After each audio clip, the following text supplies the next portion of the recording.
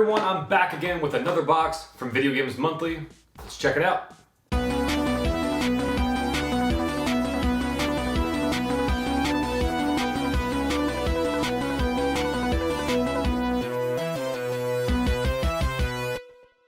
Starting off, we got this Legend of Zelda $1 Million Bill. I'm not gonna lie, the artwork on this is pretty cool. With that being said, I did fail to mention last month that we did get a 1-up, but I often don't get the card.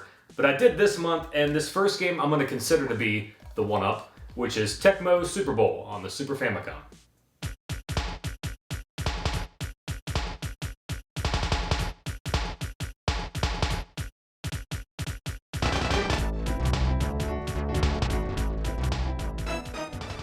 Most of you already know I'm not a sports guy, so I don't really care about sports games. The one thing I do love about these games, though, is the fact that I can select computer versus computer, so I don't have to play this shit.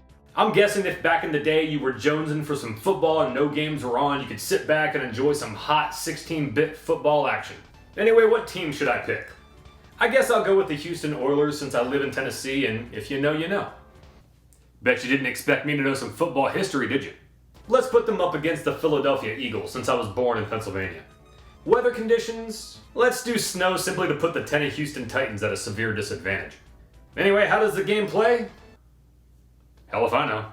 I will admit the voice samples are pretty good, and I guess the graphics were good for the time, especially the cutscenes that play out when you get a home run or whatever. Anyway, if I like sports games, maybe I'd like this game, who knows, but I'll give it a C.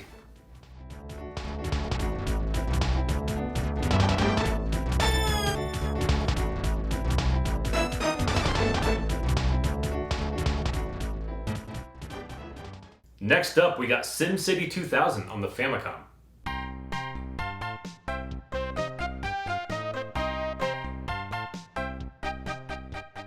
At first I was kind of mad because I was pretty sure I already had this game. But that was actually the N64 version, so it's okay. I used to play the demo of this game many years ago on my family PC, and I always remember when the demo was over, aliens would come and destroy the city I worked so hard on. I actually found the big box PC version of this game at a yard sale, and I'm pretty sure I mentioned that when I got the N64 version. But I'll be honest, this port feels like a chore. I mean, just drawing this road was a pain in the ass. Anyway, if I'm gonna play this game, I'd rather play it on the PC, but I'll give it a C.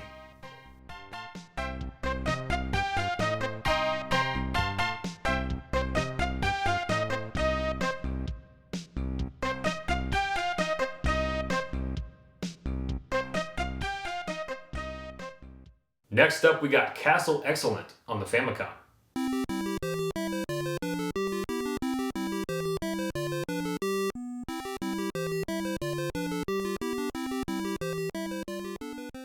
Once I figured out what this game was, I was kind of excited. When I first started collecting, I had the wife pick out a random game based solely on the cover, and the game she picked was Castle Quest, which just happens to be the American version of this game. While she still states today the game isn't as bad as I made it out to be, it's never a game she ever thinks about playing. It's probably been about 5 years since I played this game, so is it as bad as I remember? I'll be honest, if this was one of the games my grandmother had when I was a young lad, I'm sure I'd appreciate it more, but as an adult, I just find it frustrating. The controls are kind of funky to say the least, the jump is kind of floaty, that's the best way I can describe it, and you can't attack unless you're moving, which is really annoying. Anyway, the point of this game, as far as I know, is to collect colored keys to open up corresponding doors in order to make your way through this apparent excellent castle. The game is pretty much trial and error based, which I guess you could say about most games back then. Anyway, I finally made it to the third room and couldn't figure out how to deal with this stupid fire creature, so I had enough and I gave up. With that being said, do I have a new appreciation for this game? No. But again, if I had this as a kid and I learned the ins and outs of the game, maybe I'd like it more. But there's so many better games on the NES. I kind of want to give the game a D, but it is playable and I can see some people getting enjoyment out of it. I'll give it a C.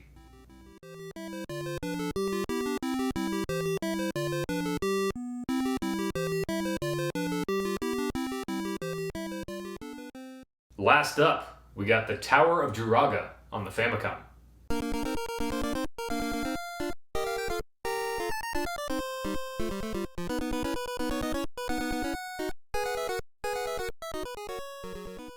At first I thought I was going to hate this game, but I didn't have a bad time.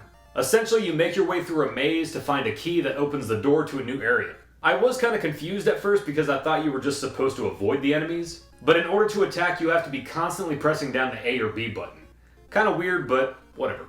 It very much feels like an old school arcade game, which you could kind of say the same thing about Castle Quest of Excellence or whatever that previous game was called. But I'll admit, I had a good time with this game. It's nothing special, but at least it wasn't a waste of my time. I would say this game is worth a C, but in the context of this box, I'm gonna give it a B.